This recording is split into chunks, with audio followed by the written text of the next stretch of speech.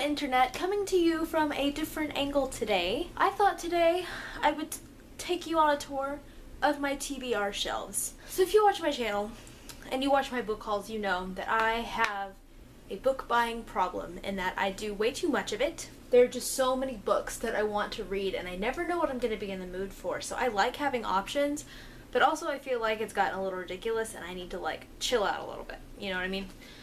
So I thought I would make a video telling you all the books on my TBR. A, because I enjoy watching videos about people's TBR piles, and I know mine is not the biggest one out there, but it's pretty bad. And two, because maybe if I admit just how many books I have to read still that I own, I'll guilt myself into not buying as many. So basically I have two shelves of TBR books and I have them divided by standalones and series. So this one that you can kind of see right here, this is my standalone shelf. Kind of looks like that. And then the one underneath that is series, and it's a bit overflowing. So I'm gonna show you what books I got on my TBR shelves. We're gonna start with the standalone shelf because it's closer. Since I have so many books to share, I'm not going to give a synopsis or anything. I'm just going to list the books and then give a count at the end.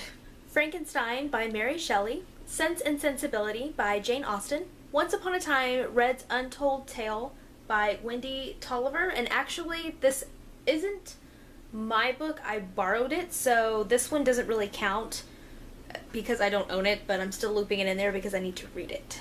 All the Bright Places by Jennifer Niven, Beatles' Yellow Submarine by Max Wilk. I kind of get this one for fun because I have a Beatles obsession. The Casual Vacancy by J.K. Rowling, Go Set a Watchman by Harper Lee, Les Miserables by Victor Hugo, The Help by Catherine Stockett, This Star Won't Go Out by Esther Earle, with an introduction by John Green. And this doesn't have a dust jacket. I actually got this from my mom. I don't even know if it ever had a dust jacket, but it is The Love You Make, an Insider Story of the Beatles by Peter Brown and Stephen Gaines.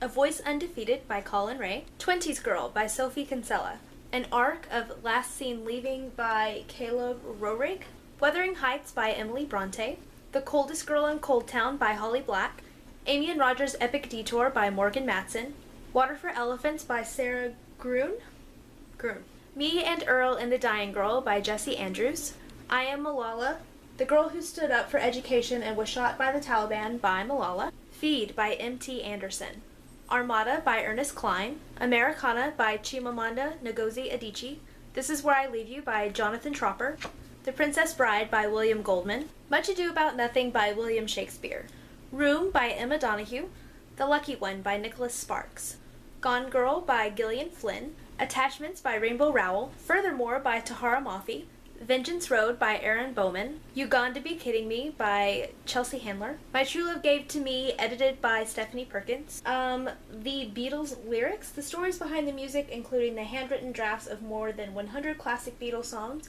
edited by Hunter Davies. And even though this is kind of more of a coffee table book, I actually do want to read this one day because it's got stories behind all the songs, so that's why I have it on my TBR shelf. The Complete Tales of Winnie the Pooh by A.A. Milne. And this is actually from my childhood, but I don't think I ever read all of it, so I brought it back home with me last time I went to my mom's house to go through my stuff. And the same goes for this book of Disney's beloved tales. It doesn't really say who this is by. So that's it for my standalone shelf, so now I'm going to move on to my series shelf. Matched by Ali Condi, Confessions of a Shopaholic, and Shopaholic Takes Manhattan by Sophie Kinsella, Shatter Me, Unravel Me, and Ignite Me, all by Tahara Mafi. This Savage Song by Victoria Schwab, Stars Above by Marissa Meyer, Dorothy Must Die by Danielle Page, After You by Jojo Moyes, City of Ashes, City of Glass, and City of Fallen Angels, all by Cassandra Clare, The Chronicles of Narnia by C.S. Lewis, and I have actually read the first 5 books of this, so I have The Silver Chair and The Last Battle left, which is why this is still on my TBR shelf. Wicked by Gregory Maguire, The Bone Season by Samantha Shannon, The Cuckoo's Calling by Robert Galbraith, aka J.K. Rowling, Fantastic Beasts and Where to Find Them, and Quidditch Through the Ages, also by J.K. Rowling. There's really no excuse for me not to have read these yet, because they are tiny. Crooked Kingdom by Leigh Bardugo, Miss Peregrine's Home for Peculiar Children by Ransom Riggs, A Great and Terrible Beauty by Libba Bray, These Broken Stars by Amy Kaufman and Megan Spooner, Daughter of Smoke and Bone, Days of Blood and Starlight, and Dreams of Gods and Monsters, all by Laini Taylor. Books 2 through 6 of the Oz series by L. Frank Baum, which includes The Marvelous Land of Oz, Ozma of Oz, Dorothy and the Wizard of Oz, The Road to Oz, and The Emerald City of Oz. I have only read The Wonderful Wizard of Oz, which is the first one. Mary Poppins by P.L. Travers, A Gathering of Shadows by V.E. Schwab, Gathering Blue, Messenger, and Sun, which are books 2 through 4 of the Giver Quartet by Lois Lowry.